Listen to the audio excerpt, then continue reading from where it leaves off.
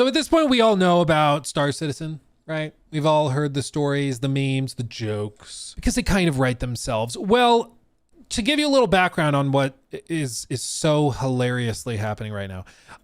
Last year was an event. They do this event every year called CitizenCon. Okay. CitizenCon is a big conference where they come all together and they showcase the latest developments in the game for Star Citizen and for Squadron 42. What you're seeing here is a trailer for Squadron 42, which is their single player narrative game that they plan to sell separate from Star Citizen, the persistent universe. So the persistent universe is like the always online multiplayer thing where you can travel and fly to any planet and do all this crazy stuff. And then Squadron 42 is the cinematic first person shooter, basically, where they've hired like Mark Hamill, Gary Oldman, like a bunch of very notable famous actors and actresses to perform in it. There's Mark Hamill, and they've spent a lot on it. But the goal basically is for this to release, generate a crap ton of money that flows in and can fund the production of the rest of the persistent universe and everything else they need to do in the short term, because they are starting to see revenue that's coming in slow. They're still making a lot of money. They've raised over $800 million at this point, but the rate at which they're bringing that money in has started to slow, which means they either need to find ways to cut costs long term, they need to find other sources of revenue, or both. And that's basically what they're trying to do here. In terms of finding other sources of revenue, it's selling this as a standalone product that can give a little chunk of cash infusion, or hopefully for them, they're hoping for like $1 billion of cash infusion, double the budget basically. And then on the flip side, you could cut costs, but that it doesn't seem to really be happening. They haven't like downsized. As far as I'm aware, there haven't been any notable or significant layoffs or restructurings. What they have done is they shook up a bunch of their senior leadership late last year, I believe it was, specifically people who were in charge of like hitting deadlines and stuff, because they are notoriously bad at hitting deadlines. Obviously, I mean, they started fundraising for this back in, I think, 2012. And it is 2025 and the games still are not out. So basically what happened is, as you can see in this trailer, it has a little splash screen at the end where it flips around and says Valor Rises 2026, announcing the release window of 2026 for the game. You can see this was posted October 19th of 2024 by a secondary channel, but this is about when this dropped. It was late 2024 that they were going to release in 2026. Okay. Everybody's super excited. They're like, oh my God, it's happening. Squadron 42. We're getting it finally. 14 years after the initial Kickstarter, it's happening. Okay. Crazy. It's actually going to happen.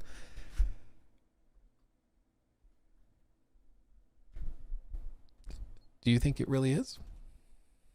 They're not so sure. As Squadron 42 team says, heads down to meet 2026 promise, it won't appear at Star Citizen's CitizenCon Direct event. They are not going to have a trailer. They will not have anything because they say they're focused on trying to get it out the door. Okay, this is interesting. In a live stream, Cloud Imperium Games CTO Benoit Bolt Bessejoux, I'm just going to call him Benoit, stated publicly that as it was supposedly explained in the paid subscriber newsletter for Squadron 42, there will be no Squadron 42 presence at CitizenCon Direct this year. Now, in their defense, it does take a lot of time, money, and effort to put together a trailer and even like a demo or something for a show. That is true. So doing that means a lot of development labor and time and resources are spent on something that ultimately doesn't affect the final product beyond marketing. So I can understand that. In their defense, sure, you want to focus, I get it. But he goes on. If that means that you're going to hit the date, cool. The reason isn't because of a delay, as Benoit explains, but because the team is heads down, attempting to avoid further delays beyond the 2026 date promised last year. Quote, we drew a line in the sand when we said 2026. I don't know if we're going to make it. I just know we're going to do every single thing possible to make it. And part of that is not taking the time for the distraction of CitizenCon. Guys, You literally, you said, this is what blows my mind.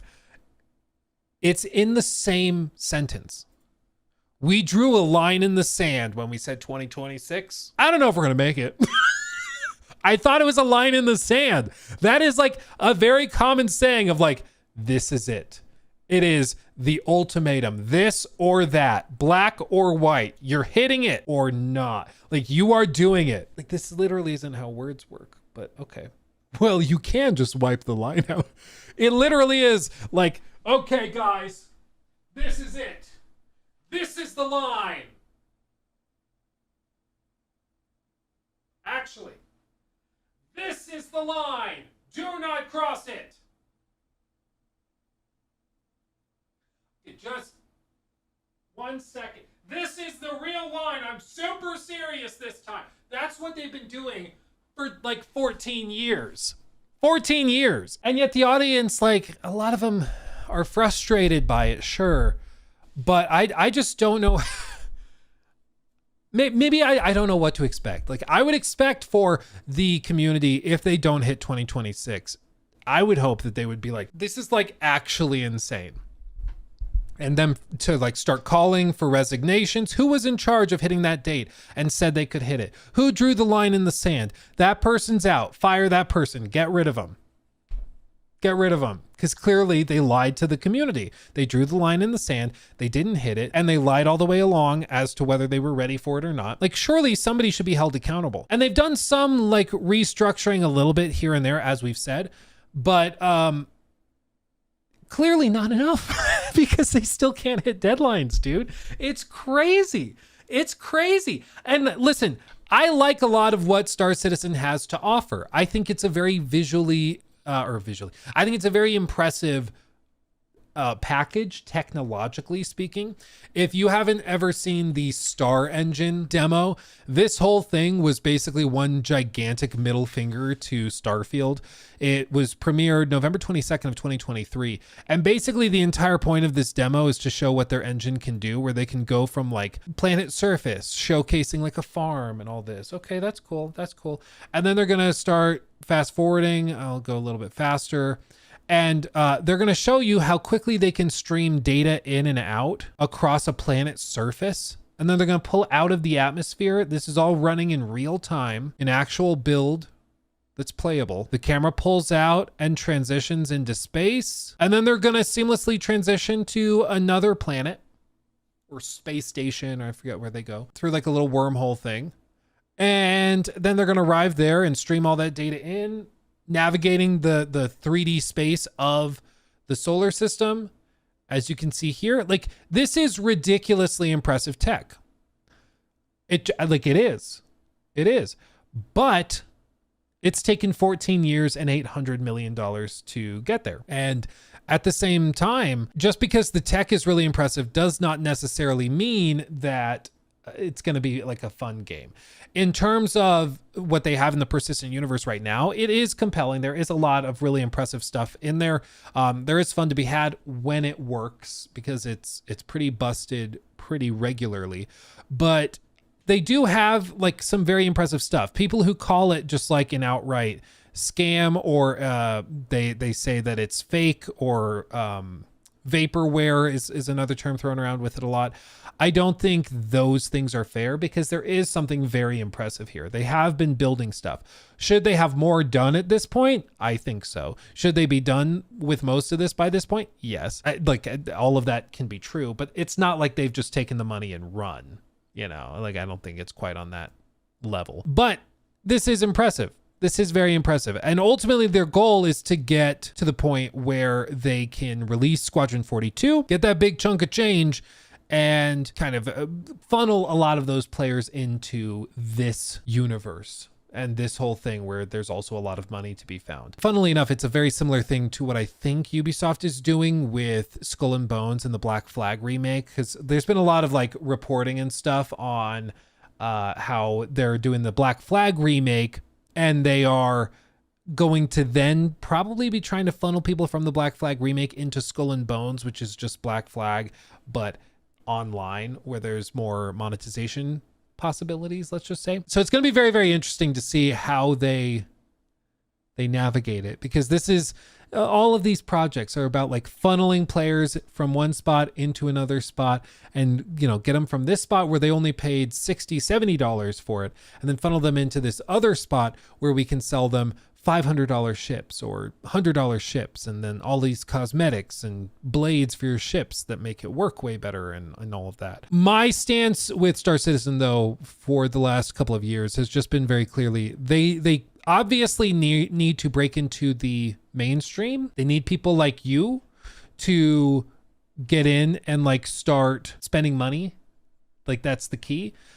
But the problem is that people like you probably don't want to spend $100 on a ship, $200 on a ship. Like, you probably are not down for that. But that's what the game is built on right now. And so what they've communicated to the hardcore fan base, apparently, I'm told, is that one day they will drop the heavy monetization of ships, and they will not do that anymore, basically. They'll go for a more pro-consumer approach. And that sounds great. I love the idea of that. I don't believe them, though. Like, I just don't. I don't. And especially because right now their entire business is built on those ships being sold for crazy amounts of money. I just don't see how it's possible. And what's funny is, like, you guys, we all jokingly say, like, who on earth is buying these things? On stream just the other day, I saw this. Okay. You guys know Caleb Hammer? You know Caleb Hammer? Does the financial audits and stuff. He was doing an episode with a guy, and watch what happens in the middle of, just to be clear, the alarm he has set here, is literally for a drop in Star Citizen, because they're selling waves of ships in certain, like, every 2 hours, basically. So if you want one, you have to buy it before they all sell out in that drop. Watch. No. Right now, he says he wants to do better, ladies and gentlemen. I have to say this because he's not telling me. Probably because he's embarrassed. Thank goodness Lindsay is just a master at squeezing individuals for information. But he's literally setting an alarm right now for 11:30 a.m. Central. We're in Central Time Zone right now. He's usually in West Coast. Because there's a new ship available in Star Citizen that is $1,600. What are we doing? I thought we wanted to pay off debt, you I'm thinking about it. I haven't made up my mind. You're setting an alarm for it. Your mind is pretty damn close. Just to see when it comes out. But if you're setting an alarm... Yeah. Because there's so much nuance that I can't explain. See if I can get it with store credit. Planning to interrupt our filming for this. No, I'm not planning to. This is in 15 minutes. I'm not planning on it. Well, let's see it in 15 minutes, shall we? Because I will be very curious. And if you buy it, I will harm you. An hour later. This is what we're dealing with. 15 minutes later, Caleb's kind of forgotten what they talked about. But 15 minutes later, he's on his phone during the filming to see if he can buy the ship. With here. Wants the proper speak, this is what we're dealing with. I was extremely broke at that time. Like, proper poor. Let's see the ship. Looks like this wave is already sold out. They're releasing them in small waves every 2 hours. It'll be done by then. I'll check it again. So we found the guy that's doing that. Listen, there are people who spend a lot of money in Star Citizen who are literally like electricians, and this is their hobby. Like, they just play Star Citizen at night. And honestly, I have no judgment for that. Who am I to judge you if your hobby is Star Citizen and you like spending money on that? You're probably looking at me. If I go and buy like nice golf clubs or something, you're like, loser. You're going to go whack some balls. Real fun. I fly spaceships. Like, it's all hobbies at the end of the day. One person's hobby spending is another person's total waste of money, right? Like, you're an adult. You can spend money how you want. If you got expendable income, good for you. In this case, it's bad because, like, obviously he's on financial audit, seeking financial help, and he's doing this now, but whatever. Where I do think it can get funny, though, is the fact that it is virtual. It is not tangible. They are literal zeros and ones. And the one where I reserve the right to make fun of you across the board is if the ship doesn't exist yet. Like, they sell ships for thousands of dollars that aren't real. Like, they haven't even made it in the game. They basically have concept art, but they haven't built it into the game.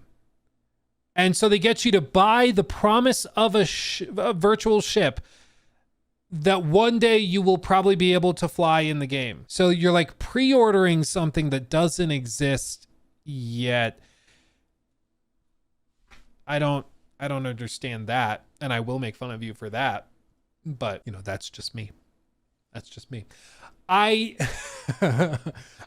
just that can make you a lot of money. It can. Obviously, they've raised over $800 million. But it doesn't, like, it's not sustainable. It's not sustainable.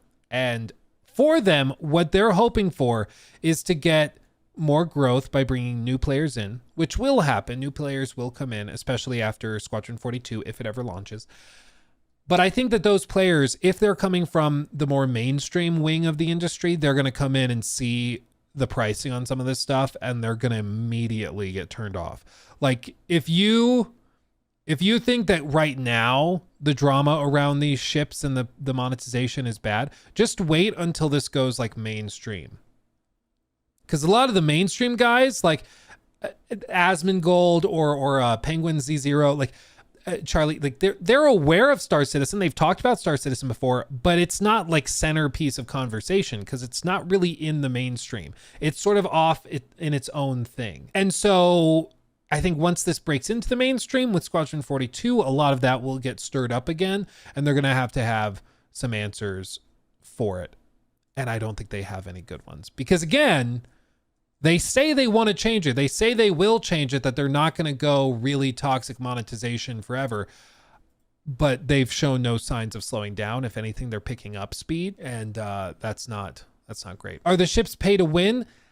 This is a common point of frustration in the community, I'm told, because some people will say pay to win, and they're like, no. You can grind up to it through gameplay, so you don't need to pay to win. But if you pay for it, you get it immediately. The other thing is that they do server wipes. Now it's much less frequent than it used to be, but they'll do server wipes where anything you made with in-game currency earned through gameplay, that's wiped and you start from zero. But if you paid for a ship with real money, it's not wiped and you keep it. Of course, like you better keep it. Like, can you imagine if you paid $500 for a ship and it's gone? So it's not pay to win, but it's definitely pay to excel. That's what I've called it. Pay for convenience. Yeah, I could see that. In the case of like organizations, they call them orgs, of like groups of players, spending money collectively definitely does help significantly. So all of this to say, they say that they are working on it. They are taking off CitizenCon,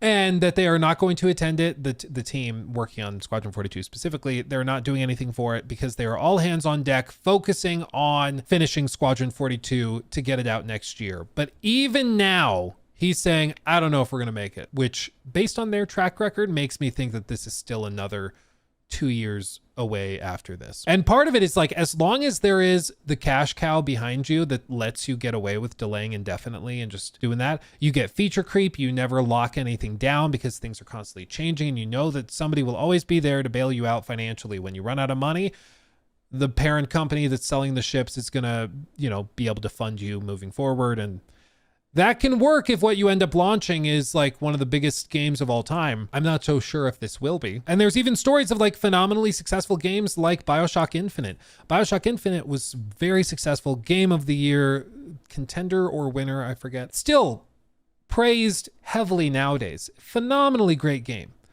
But it went through development hell, and it was restarted basically a couple times, and it had all sorts of problems. And as a result, it apparently wasn't as profitable as you would have thought it would be. And they ran into some trouble finding ways to justify another wave of development on it, which is why now it's been 12 years, going on 13 years since a BioShock game. And it looks like another one is going to be coming maybe another 2-3 years from now, because they just reworked the entire team. So all of this to say, I'll believe it when I see it, if this ever launches. I don't know if it will. they're not exactly instilling a lot of confidence, but they've got some major problems they got to sort out, and this is just another one of them. After locking in, drawing a line in the sand in 2024, saying 2026 is the day, a year and a half passes, and you're like, you know, we might need more time. Like, what are we doing? What are we doing? I guess it's been a year, but still, they got to figure it out. Got to figure it out, fam. Got to figure it out.